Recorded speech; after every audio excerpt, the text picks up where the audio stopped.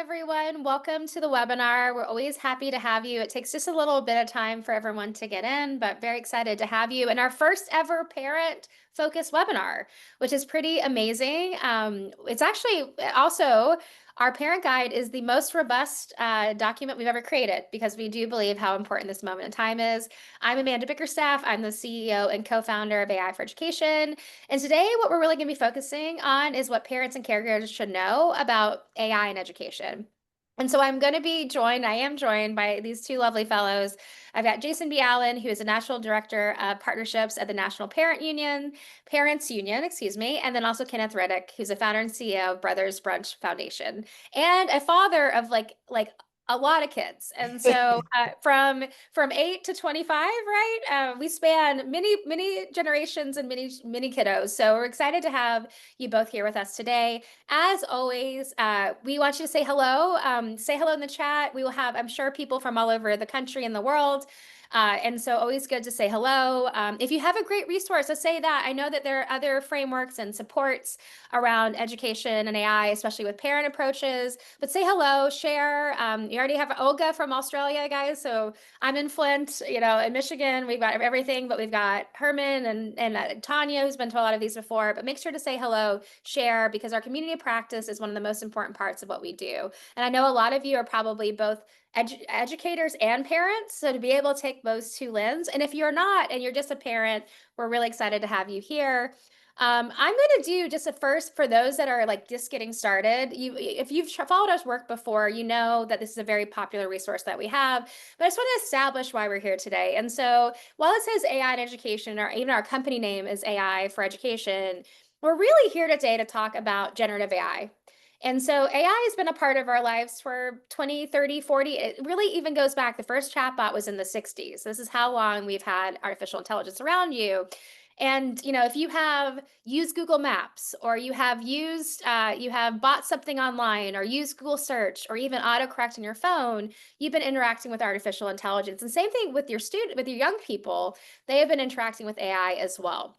And so what we're going to be focusing on today, though, is really a subset of AI called generative AI.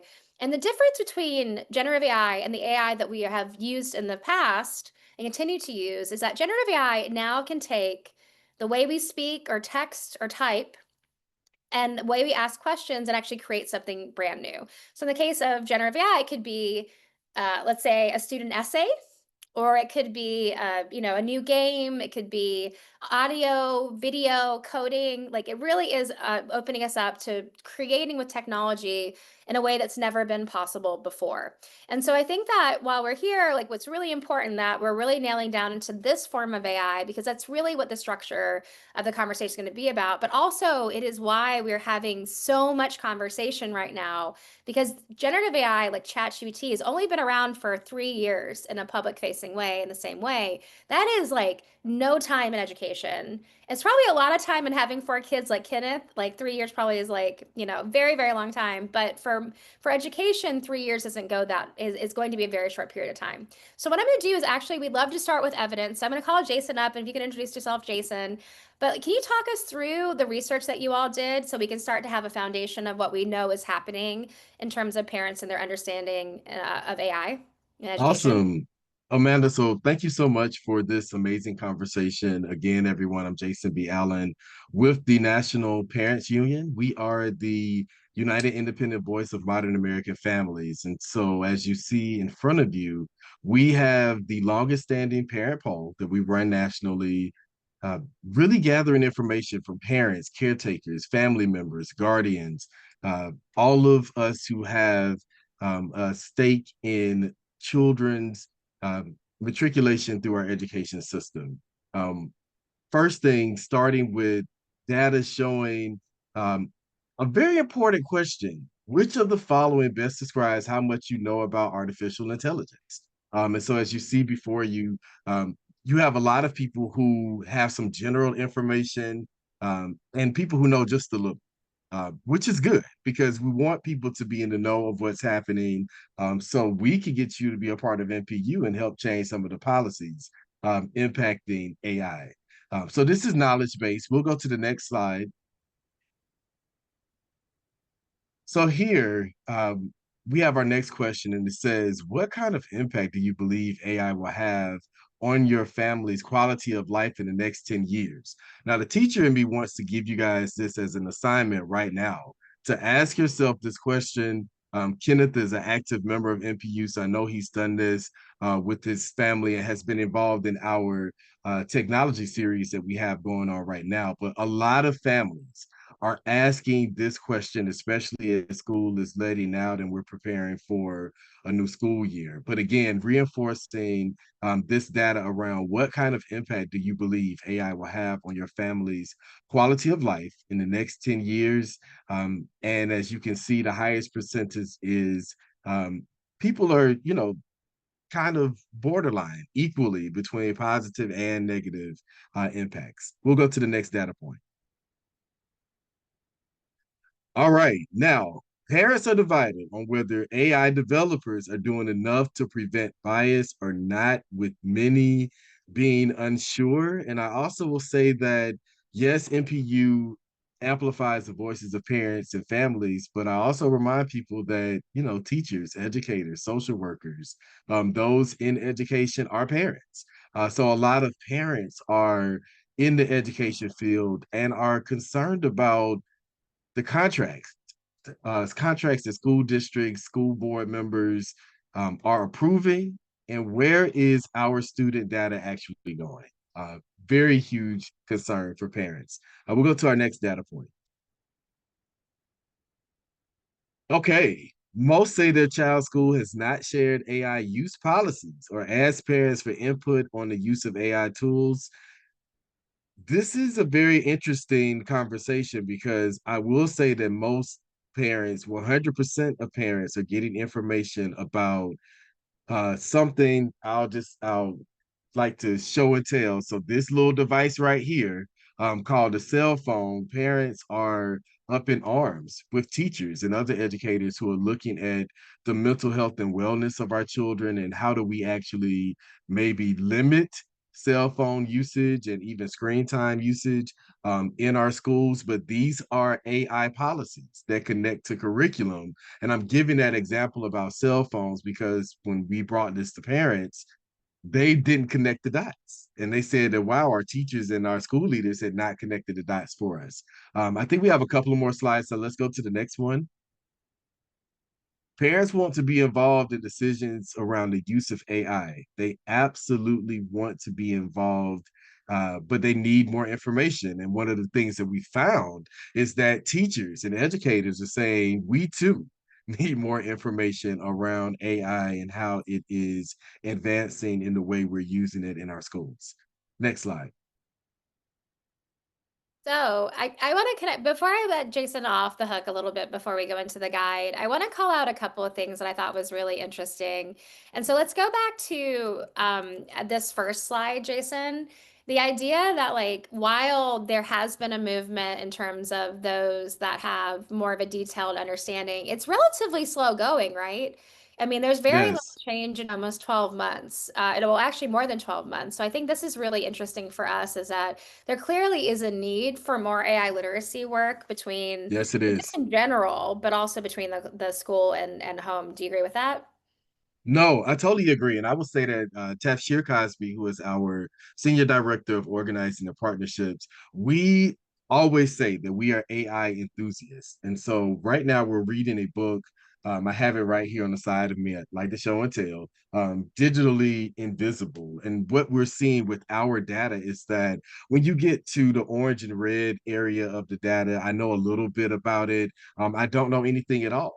We're also taking into consideration generational families or multi-generational families, our caretakers, our grandfamilies who are raising school-age children, but also families who are in urban and rural areas. People think that, oh, I can just go and watch reality TV and I can send this text message with, no time flat. But that's not the case when we think about infrastructure and bandwidth. So I'm so glad that you came back Yeah. to this slide because those areas also incorporate the families who are displaced and do not have access to technology. And I know I think that is such an important underlying part of like where also the schools can lean in. Like it's an Yes. opportunity if you're an educator or school leader watching this, like there's an opportunity here to lean in terms of access, of course, but also in terms of like some of the tools actually do work with low bandwidth. Or over time, we will start to see tools that can be done just locally on a device. Even you can know that you can call ChatGPT. You do not have to have anything, or you can WhatsApp it. So you don't even have to have like a computer or a connection to the internet. You could just call ChatGPT. And then there are some ways, if we really think about that connection to home and access and bringing people up, to really start to move this. Because I think if parents don't know, then what we see is that students are going to be going into the classroom that's changing, right? And they're not going to have those like those skill sets or even the language to be able to answer some of the needs or even advocate for their own use, which I think is really important. I want to also, you know what? I'm actually going to go back one. And I think this was really interesting that, if you talk about that quality of life piece, that idea that like it's going to be either good or bad, like it might be both, like it's fascinating to me that that was really the one there. But I will also say that I do think that the level of optimism, considering that there's not that many people that know, but at least there's this optimistic approach to this is really interesting. I mean, I don't know, Jason, if you have any like thoughts about why you think that is. I will say stay tuned. Our technology caucus is doing a lot of research and collecting things from parents. I think that we're going to definitely see some shifts in this, and I can say and speak directly to uh, working families that are going to see changes in schools closing, hospitals closing, government agencies and programs that are closing across the nation. And a lot of people are being told that it's because of the advancements in AI that your job is being phased out and you're no longer needed. And so I think that there is going to be a shift. This question is going to be very interesting in about 6 to 8 months in regards to how people are really feeling about the impacts of advanced technology when the workforce is starting to be replaced. Absolutely. And I think that, that realism there, and I think that what we see from the research that goes broader is that when people have less AI literacy, they can be more optimistic and or believe these tools are kind of, magic or like they can fix everything, right? But then when you have AI literacy, you start to understand the greater global impact. And so I will be very interested. Maybe we can do this again next year when you have the research and we do our next I'm update. with it. Let's do it. And so Yes. before we go on, I do love that we have the bias here, but I think that, the idea that you brought up here about how it's almost like one or the other. Either parents are conflating AI with cell phone use, or they think it's completely different. And so I think that this, I would just kind of say that we talked to a recent a school in New York City that has like a lot of parents that care a lot, and about 25% of their parent population are anti-tech in schools, to a point of like no tech. And then there's about 50% that are like some tech, and then 25% that are like all tech.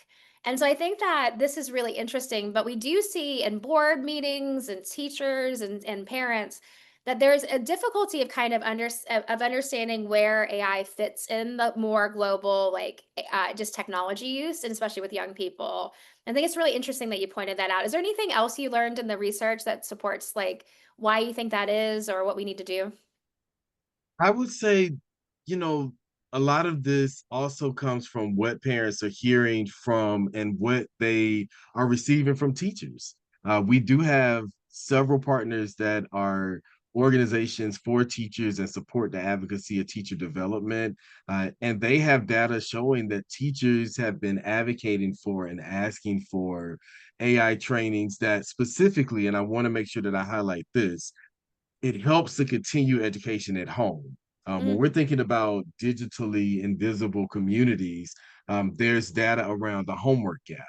And the homework gap really speaks to children and families that are disconnected from the usage of technology, even cell phones, after they leave from school or out of school time programs.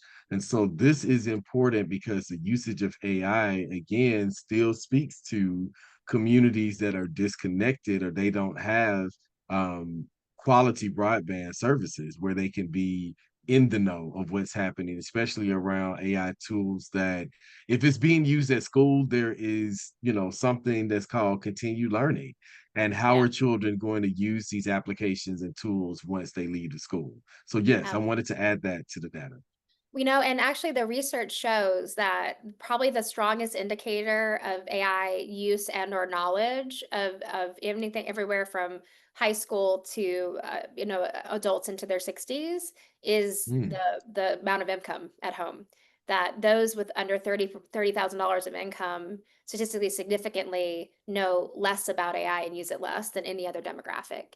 And that's true. so, and I think that that is where, but on the other side, there's some encouraging data that shows that communities like ethnic communities and like communities that are traditionally potentially at the edge of the digital divide are also leaning into these tools as well in meaningful ways. And so we are seeing a lot of like really interesting uptake across different communities, but I do think that's really valuable to point out that, right now the access is still, it's going to be such a huge part of this.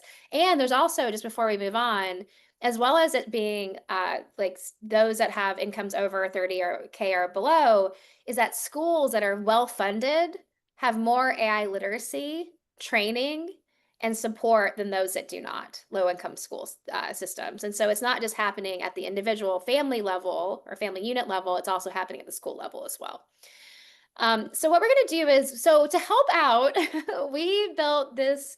I think we had decided that we were going to do a parent and caregiver document because we hadn't seen a lot out there. And also, we have been doing more and more parent conversations with some of our district partners.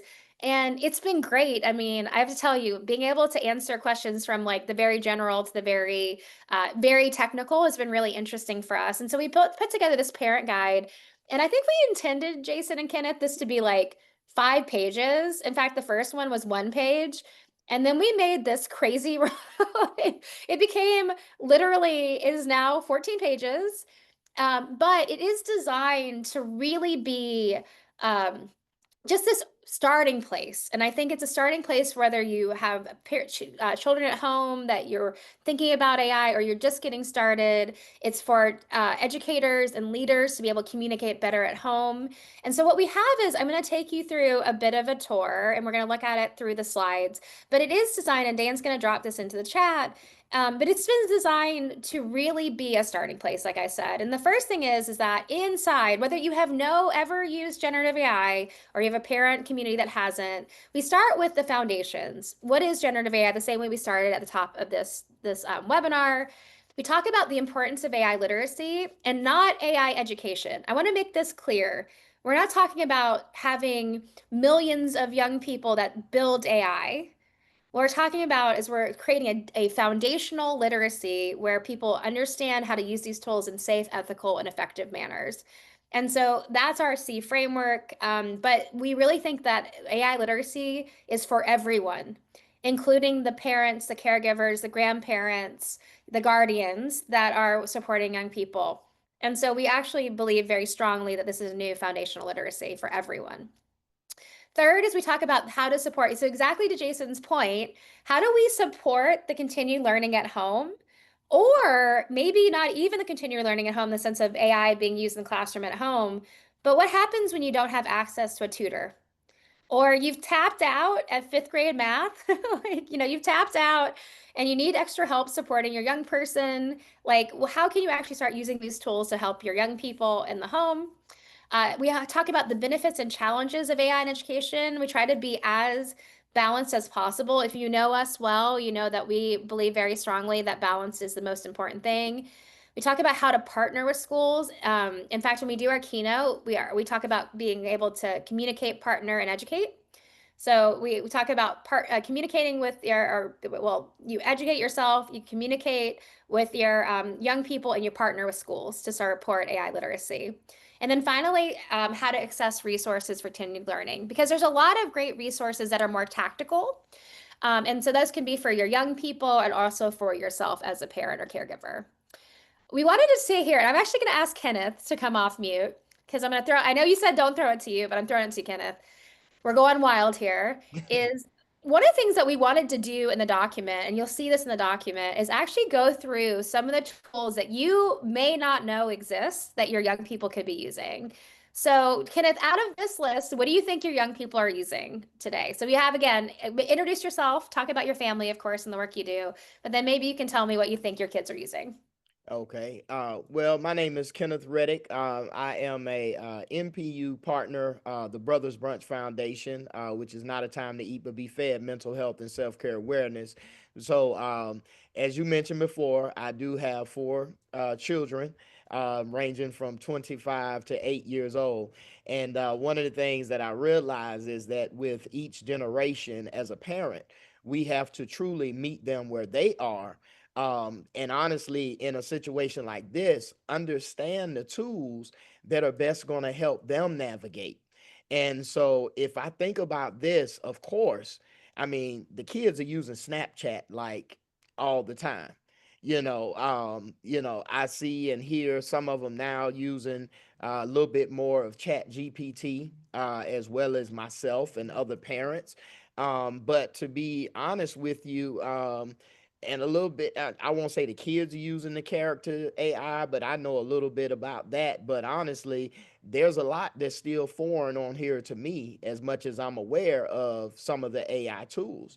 And I think that that's the thing, is the awareness that you're bringing for us as parents, but also us as parents having those active discussions about the things that we're utilizing, but also how we're utilizing them, not only just for ourselves, but making it safe and productive for our children. Absolutely. Okay, so Kenneth, there are 150 million active users of Snapchat. Is Mhm. that not wild? There are only like so the number one is ChatGPT. It's almost 800 million now. But like Gemini is just over, I think 200, it's just over like 30 million. And Mm. Snapchat AI is 150 million. So I just Yeah. want to say that. And not only that, but it's been a ChatGPT like application layer for 2.5 years, essentially. It's been since March 2023. I'm gonna ask you, I'm gonna Kenneth and Jason, do you know what Quillbot is? Have you heard of Quillbot? I have not heard of Quill, but I was hoping that someone maybe in the comment section would say, "Hey, I know what that is." I'm a little bit Can familiar you with guess? Can you guess the what it is? other. I'm gonna say Quillbot. Just looking at the colors, it's green. Of course, it's a robot. I'm gonna say that maybe it's connected to a science curriculum or some type of curriculum that the teachers use. So Jaslyn from Helps with writing and paraphrasing. yeah. Okay. Okay, but Jasmine's being very nice. And hi, Jaslyn. She's in New York City PS, a good friend. It's actually a cheating tool. Mm. Oh, okay. Jaslyn's being very nice. It does help with writing and paraphrasing, but it also helps you get around AI detection. And so it is a essentially like it's been like there's Spinbot and Quillbot, but these are paraphrasing tools. Yeah, Shelley's got it too. I will say Grammarly also. Grammarly used to just correct Yes, grammar, but now it can just write your essay. And not only that, but if you search help me write my essay, that's usually what kids will search for like a cheating, like a moment I just don't have time. that's right. Grammarly has bid on those social media words, those keywords. And so Mhm. they're actually bidding as also not just a grammar support, but also a cheating tool. And so this is where it gets really interesting, where a couple of these, like Snapchat and Character AI, are social companionship bots. They are about advice. They're, who's my best friend, or what should I do, or how should I wear my hair, as well as their homework. But then we actually have active tools that are being marketed directly to kids around academic integrity, around AI girlfriends and boyfriends. And I'm going to hold that one till later because I think that artificial companionship or artificial intimacy is incredibly important, but we'll come back to it. But I do love that. I love how Jasmine's just very nice. We could not be that nice. We actually were at a school where in the third, like they had third graders that had access Quillbot on their iPads, which is wild. And people are like, "What is this?" And I'm like, "I have bad news." Amanda, Yep. if I could just say something right there, I think that's also the importance of parents understanding what AI is. Because even as we talked about cell phones, and not that all parents are necessarily just invasive, but many parents may check our kids' cell phones, just because we want to make sure that we understand what's going on. So I think that with this AI, as you just mentioned, with this Quillbot, if I were to happen to pick up my son's cell phone or his iPad and see it, I would just think, oh, okay, he got another little game on there. But at least having the understanding of a parent, as in what some of these AI tools are, when we recognize them and it has to do with our children, at least it can give us some type of a guide as to understanding what our kids may be into when it comes to integrity. Absolutely. And that's why I think we structured it this way, because like you just may not know as a parent that Snapchat AI, I would say that teachers don't know it exists. We are doing a train the trainer right now, Kenneth, where we have like 60 teachers, many of them parents, and I asked them if they knew what character AI was, which is the third most popular web-based chatbot, and only two people in the whole room raise their hands. So Wow. there is this like need for both sides, because I think that in some cases educators don't know what Quillbot is. And so I think that some of these pieces get really interesting where it could just be AI literacy, but connecting like the educator AI literacy, the student AI literacy, and parent and community AI literacy doing the same thing. It's important for everyone to know what this is, because the kid also might access it thinking it's totally okay, and then they get popped on an AI detector and they will be considered to be academically dishonest. Hmm. Okay, so here is what we talked about. So if you want to start thinking about how to do this at home, though, we have some really good ways to do this. And so in the document, if you want to try these out, we've got starting the conversation. We actually have sentence starters. You could tell, like Jason probably knows, like we are educators. In fact, quite a few people on our team, like Mandy and Wendy, are like great at this. But like, how do you even start the conversation where a kid just doesn't say, "Okay, it's fine, don't I don't want to have this conversation." We also have the idea of actually starting to be a co-learner, which I just talked about. You can learn at the same time as your kids are, right? This has never been a time in the world really where we're all learning about the same thing at exactly the same time, right? And I think that this is where it gets really fascinating, where you can start to like, we're going to explore this tool together. We're going to talk about how appropriate it is or not appropriate. And I think that that could be, or even like the value it can give you or the concerns we should have. The next is the idea of differentiating between personal and school AI use. Okay. This is a big one because, I think some students are like told not to use this in certain ways, but how are students using it? Let's say we're today, if you want to be a musician, but you don't have an orchestra, you can use AI today to help you essentially practice orchestration and hearing different types of horns and drums on the same orchestration. Like there's some amazing things that can just come down to creative arts, to young people really wanting to build something meaningful. But there's like a way you have to talk about it, because if they take that same approach and necessarily go into a classroom and just think, I can just use this without asking for permission, then it can start to get really difficult, right? Because we're creating this like idea that it's a 0 or 1. It's either yes or no. But reality, it's like we have to have conversations, we have to be intentional, we have to ask for permission. And the last thing is that setting clear boundaries and fostering ethical understanding.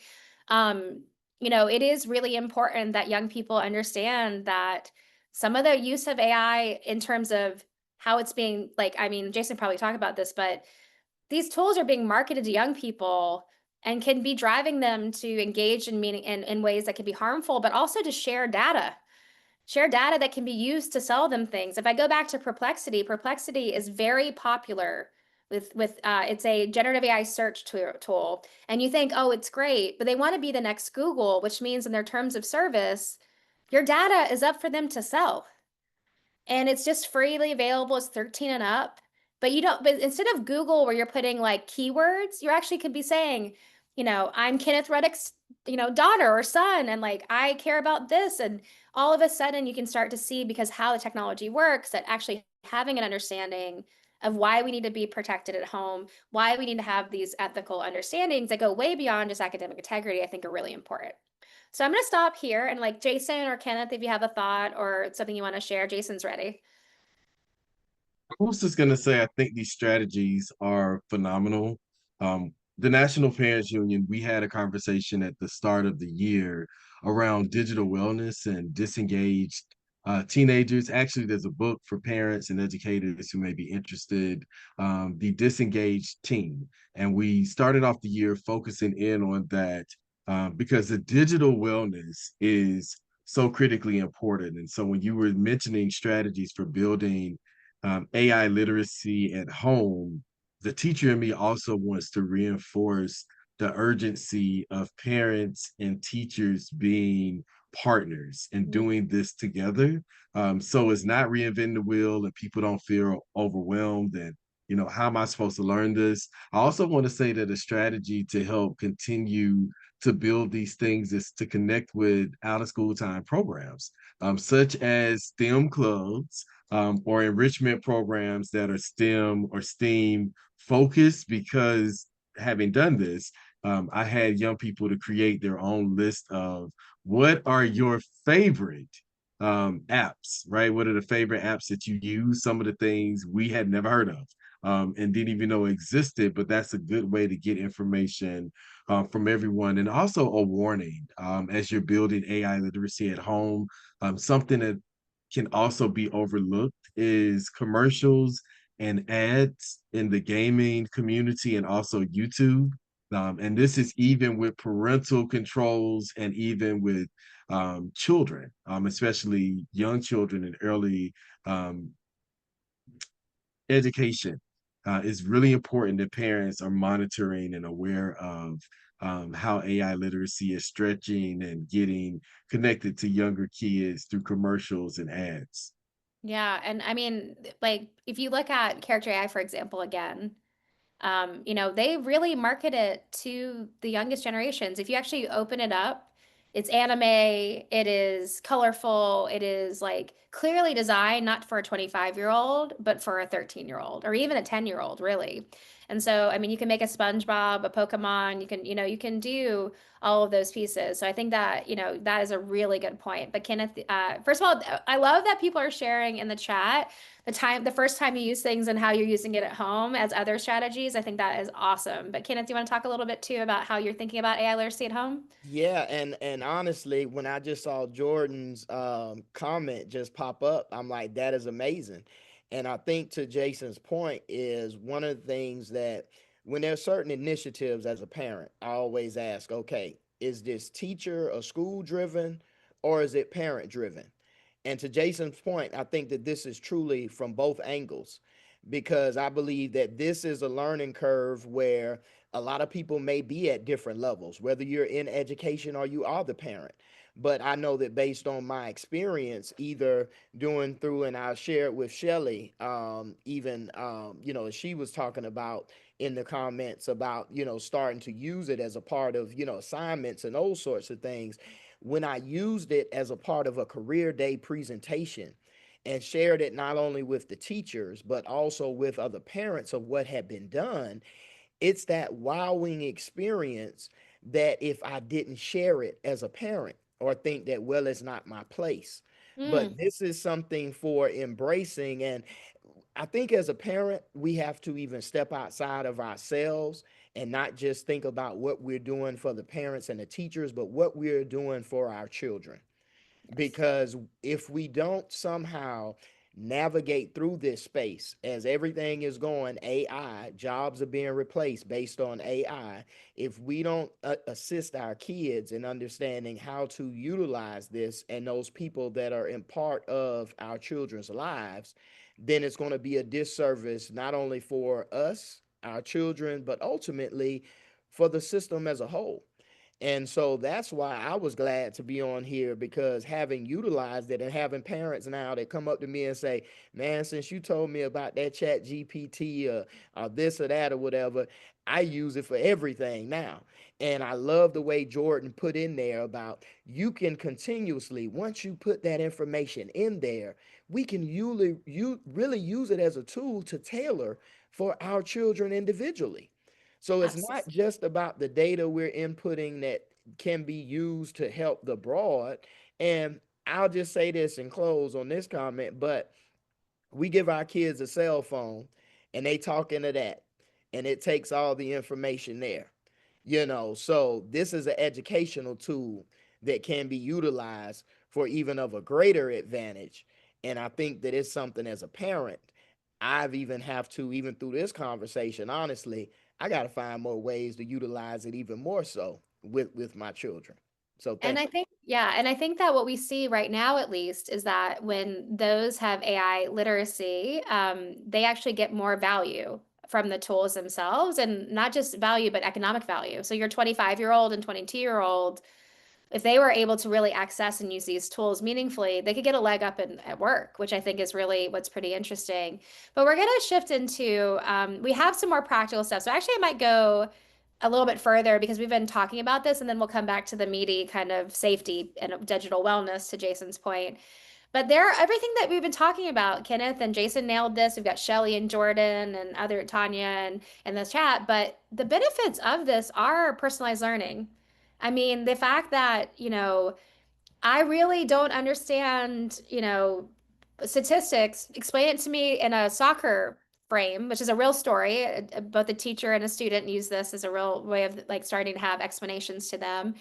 Um, is something that can be really great. And it also can be something that can really get you exactly where you are. Let's say that I have a Spanish speaker at home and I'm expected to do my work in English. Can I get extra support and actually having it spoken to me in Spanish or translated, and then I can then turnkey that? Also, real-time feedback. The number one user of ChatGPT in the US, up to a third of all users are students. And when talking to OpenAI, they'll be like, and those students are using this tool at between 11 p.m. and 2 a.m. when the fear sets in and Kenneth and Jason are asleep, and if you wake them up, they'd be very upset. Like your teachers would be upset about you calling. But I also remember very early on that there was someone that created a grading tool for an essay that was very popular in the UK to get into college. And their number one user wasn't teachers, it was students trying to finish that paper and get feedback on it. And so the students found it, they used it to get feedback and fix their, like to crystallize it and get all that feedback. The bot was never annoyed with them, or they didn't ask too many questions, or didn't matter who they were. Like there was some real opportunity there. So the idea of real-time feedback is great.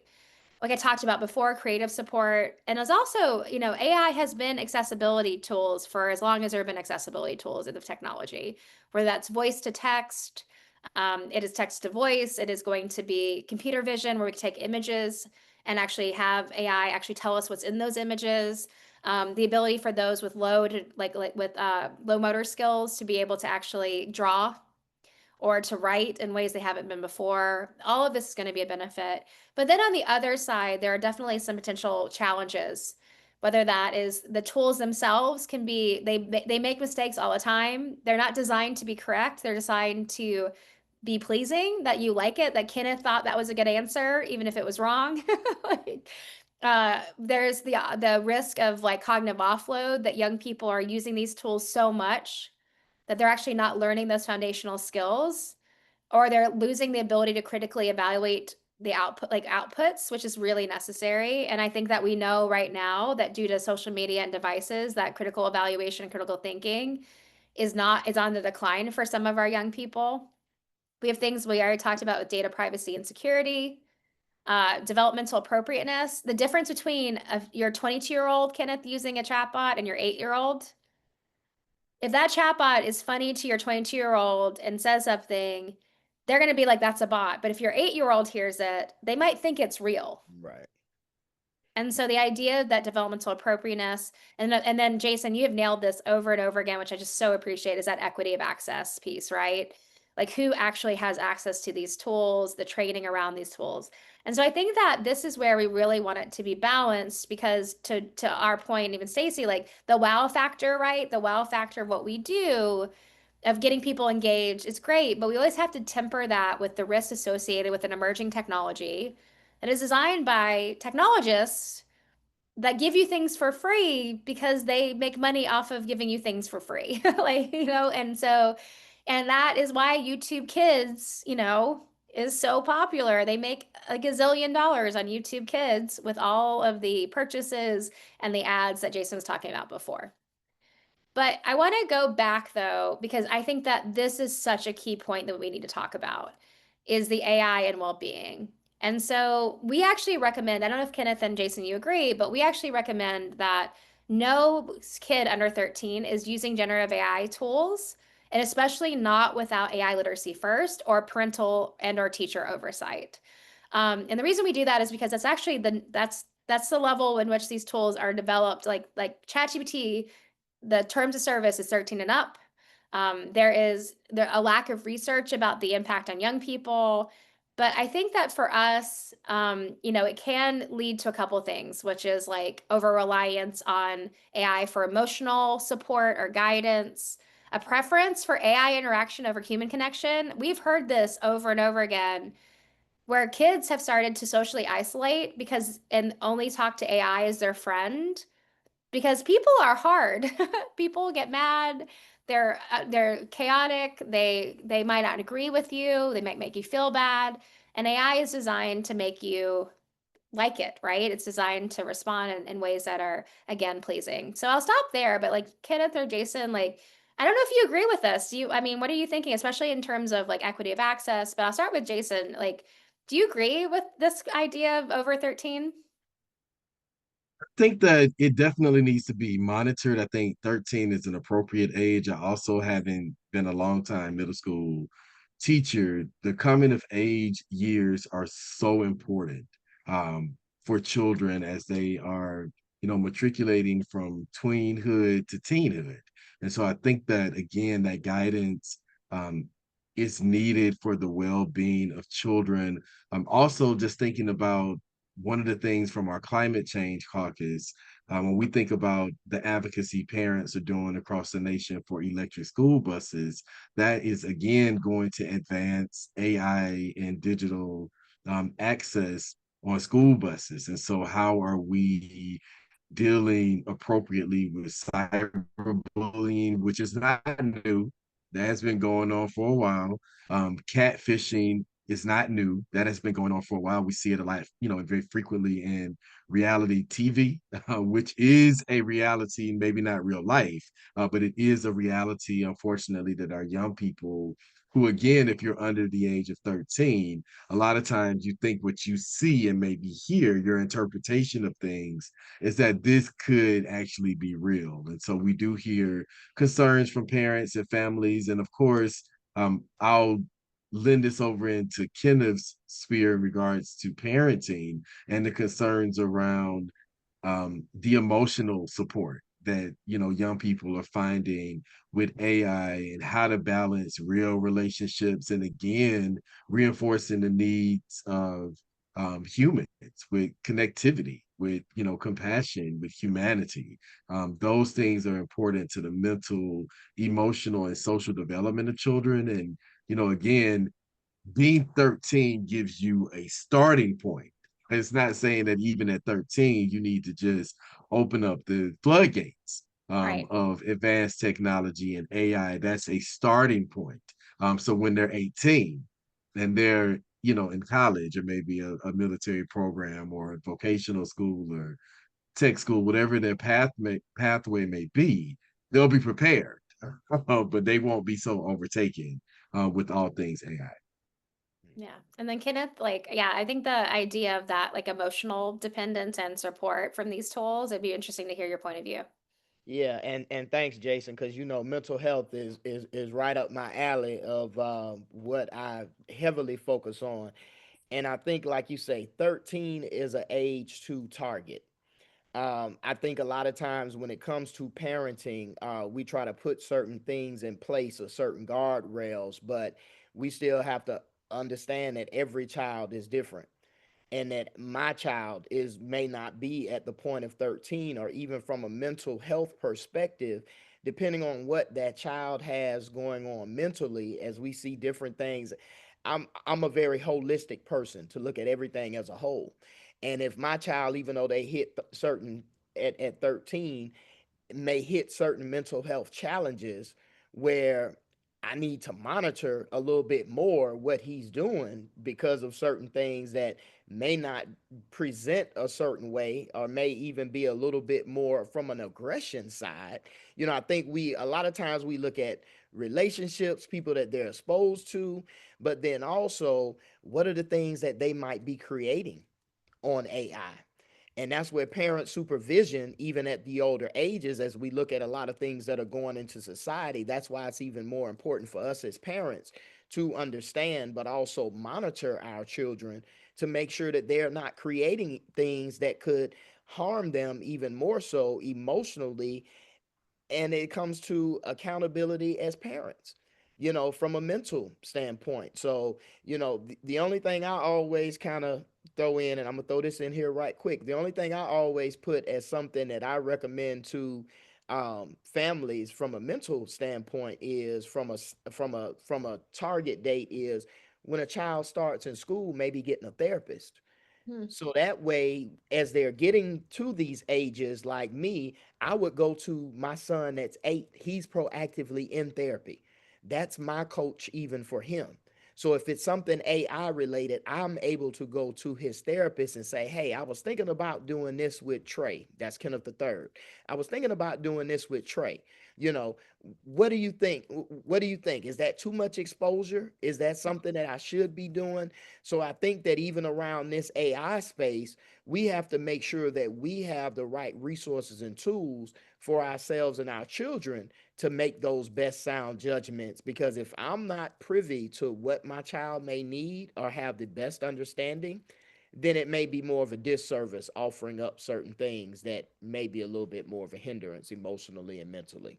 Yeah, Thanks. I mean, first of all, I think that the idea of connecting this even deeper into supports around young people, I think is really important. One of the reasons why young people turn to AI companions like Character AI or Snapchat AI or some of the others out there is because they're not getting that emotional connection. They're not having conversations with people their own age or even adults. They're not having meaningful connections in general. And so while the bot is not real, what Hmm. what feels real is real, especially to a 10-year-old, a 15-year-old, a neurodivergent young person.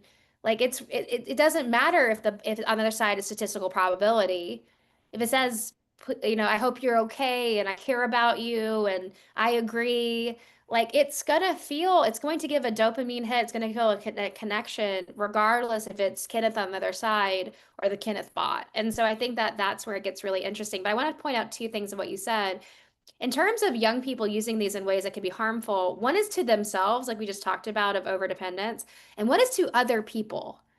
Like they're, very popular with young men is deep fakes of young women that are deep fake nudes for, and to get real. It's like, a 12 or 13-year-old can go on not the dark web, but literally the app store and get a free nudification app and upload any image of a young girl or a young boy or adult and create deep fake realistic nudes. And I think that, to Kenneth, your point is like, again, it's not just about your young people potentially causing harm to themselves through something that they don't intend to be harmful, but also could actively harm, whether it's cyberbullying, like Jason said, whether it's deep fake news, whether it's just deep fakes in general, and having those types of conversations with young people that you have not only you don't need to prioritize only your well-being, but you need to also be respectful of the well-being of those around you, and that these tools can be actively harmful, I think is an important conversation as well.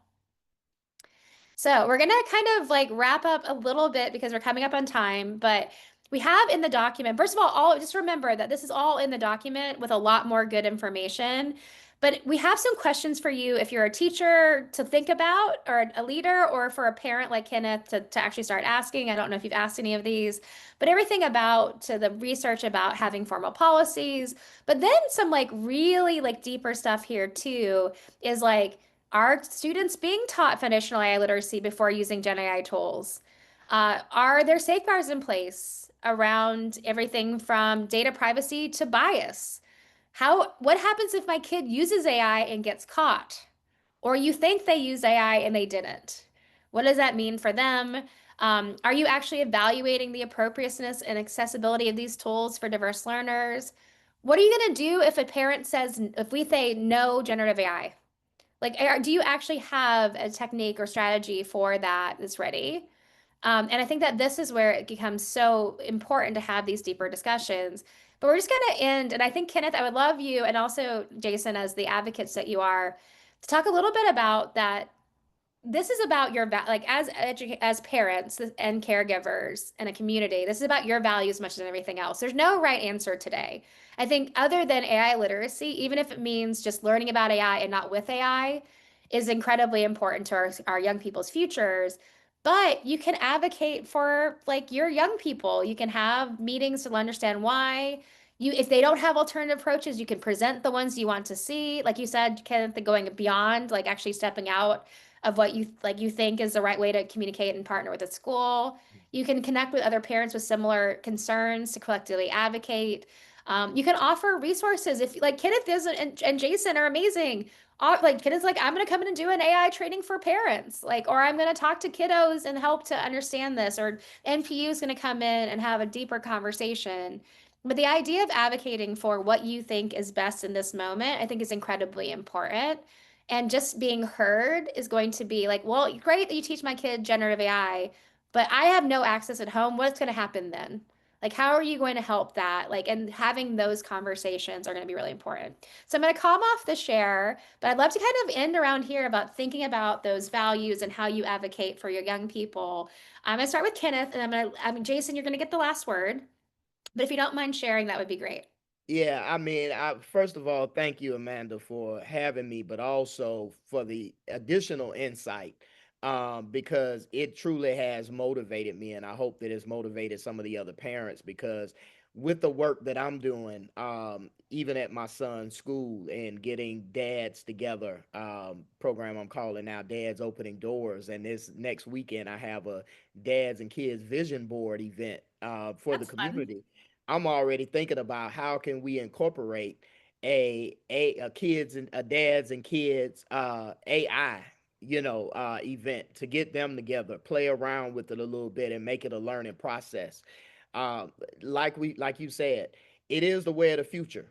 If we I was joking with you before when we get first got on, and I was like, hey, I remember when I first got it. You may not even remember. They called them Atom computers. That was the first computer, and you moved away from the dot printers and those sorts of things.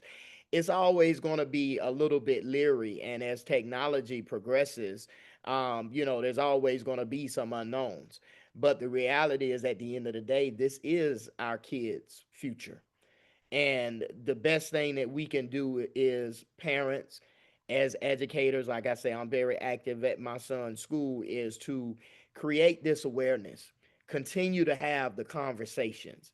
Like I saw a few people put it in the chat. Hey, if you've utilized something, share it with somebody. Let them know, because the more that we talk about it, the more that we have the proactive conversations with our kids versus reactive conversations after we found out that they've created something or that they have this new friend but I'd say this too: meet our kids where they are. A lot of times we don't understand why they stay on the computer so long.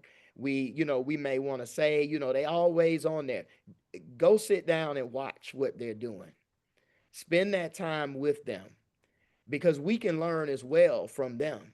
And I Yes, think a lot of absolutely. times we take the approach of what we need to know to tell our kids, but sometimes we can learn just as much by going in and figuring out. And I think that that's a way that this AI platform for the future is a way that we can actually partner with our children and Absolutely. learn and grow together versus just thinking that we have to tell them or teach them something. So, I mean, I'm excited. I'm pretty sure Jason is excited, because I know we already got our juices flowing about, hey, how we can do more around this. And I'm looking forward to working with you more, Amanda, in the future.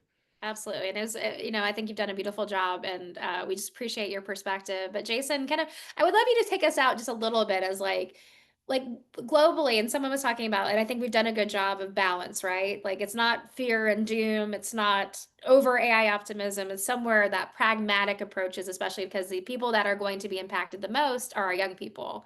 The younger you are today, or even the ones that are not born yet, will be the most impacted by this technology. And so I'd love to kind of hear your last words and what you're thinking about, supporting an avocation for our young people. Awesome. I have so many notes to share, but I know we're at the end, and so I'll reinforce the urgency and importance of creating strong partnerships with schools, parents, families, caretakers, educators. I think collectively this will be something that will become the way of living and also how they advance technology as they come into adulthood. And it's important that we keep them of this. Again, the National Parents Union, as we're focusing on policies that are impacting access, that are impacting curriculum, that are impacting the way that we present AI. Generative learning is important to this, and so is diversity, equity, and inclusion, because we all are not the same. We all have different experiences. Just because I grew up in a city doesn't mean that I didn't have resources. I think that also being in education 20 years, data can definitely uh, be to the success of our pathways, it can also be to our detriment. And I view AI the same way, that if we don't have a balance of how we're connecting the dots generationally with this, then we're going to continue to see a um, generation that is invisible and divided. So that's one of the reasons why NPU focuses on developing a connected generation, making sure that we're all connected, not just to the conversations, to the program development, to the application development, and the innovation of it all, but making sure that we are connected to the policies that help even push these things forward in our schools through budgets, through different programs and initiatives that our children are exposed to. And so partnership is a good way to close out, and just ensuring again that we're doing this all together for the advancement of our future. Absolutely. And I just want to say that, partnering with your young people, co-learning, like Kenna said, partnering with educators in schools, partnering with each other I think this is like an opportunity. Like I'll just end here. Like this is the only time in the world that we're all learning the same thing at the same time. Maybe COVID, but it was, I don't want to say short because everyone's gonna at me, but like not a very long time in the scope of things with a relatively limited impact on the way that we teach young people. But I do think that this is an opportunity. Like kids can come up and be advocates for AI literacy. Parents can work with educators. Educators can ask for parental like input in ways that never been possible before because we're all learning together. So I just want to say, first of all, can we give everybody a beautiful like Kenneth and Jason? Can we just give them like the round of applause? I know we can't see you. I'm going to give you a heart from me and our team. I just appreciate both of your, first of all, your like openness to talk about this, like having a deep discussion, being so thoughtful. We appreciate you and everyone that joined. I love that Cece said we're doing a parent community event, and now we have other ideas here. If you are a parent, we hope this galvanizes you to have conversations with your young people and the schools. If you are an educator, we want you to talk to parents. It is so important. So we just want to say thank you. I hope everyone has a beautiful, whether it's the morning in New Zealand or it's night in Flint, Michigan. I appreciate everybody. Thank you so much. And thank you, Kenneth and Jason. We appreciate you guys.